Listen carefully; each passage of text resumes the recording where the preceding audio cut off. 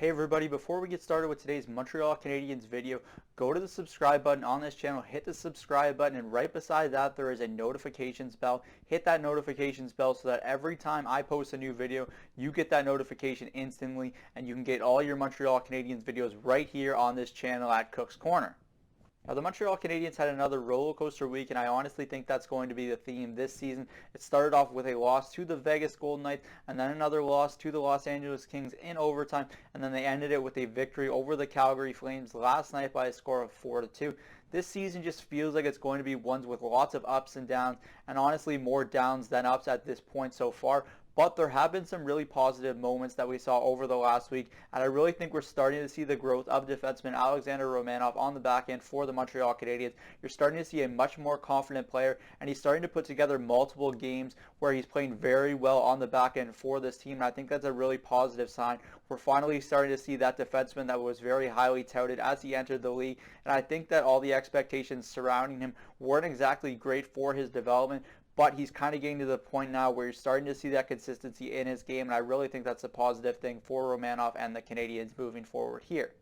Now, if you just look at his box scores over the last week, you're going to say, okay, there's a couple minuses there. Then there's a positive game. But you're also going to look at his ice time. It's going to be between 15 and 19 minutes every given night, and I really don't think that's that big of a problem. You've just been looking for that consistency in his game, and I think you're finally starting to see that of late with Romanov on the back end for this Habs team.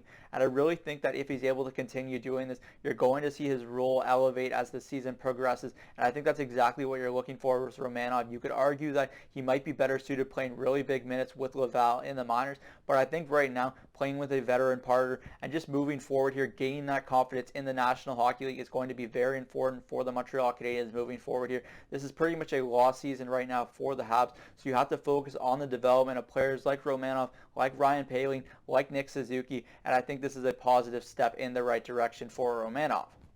Now, with all of that being said, I don't know if the upside is there for him to ever be a top 3 defenseman in the National Hockey League in terms of on the Montreal Canadiens blue line. I really see him as more of a 4 or a 5 on a very good blue line for the Montreal Canadiens in the future. But the positive for this situation is that the Montreal Canadiens have a very bright future in their pipeline on defense, whether it's guys like Jordan Harris, Matthias Norlander, who we could be seeing in a Montreal Canadiens uniform sooner rather than later. It's expected he makes his debut sometime in the next week for the Habs. I really will be interested to see how he fares on this blue line because we know how important puck moving is in the National Hockey League, especially now, and I think Norlander really provides that element, so it'll be interesting to see if he can keep up with his decision making at the NHL level or if he just goes back to Sweden and continues his development later on.